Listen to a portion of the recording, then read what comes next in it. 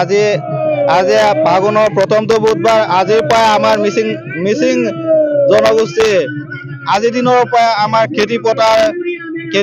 খেতি কাম আৰম্ভ কৰা হয়। আজিৰ দিনৰ পৰা আমি পথাৰত হাল বোৱা কাম আৰম্ভ কৰা হয়, ধান সিঁচা কাম আৰম্ভ কৰা হয়। এতিয়া বৰ্তমান আমি ধান সিঁচা পৰ্ব চলি আছে আমাৰ এফালে, আপোনালোকৰ দেখি আছে। আৰু এতিয়া ইয়াত ইহঁতে নীতি নিয়ম বিলাক ইয়াত ধান সিঁচা পৰ্বটো শেষ হোৱাৰ পিছত আমাৰ টঙি ঘৰলৈ আহিব, অলপ পিছত আপোনালোকে দেখিবলৈ পাব।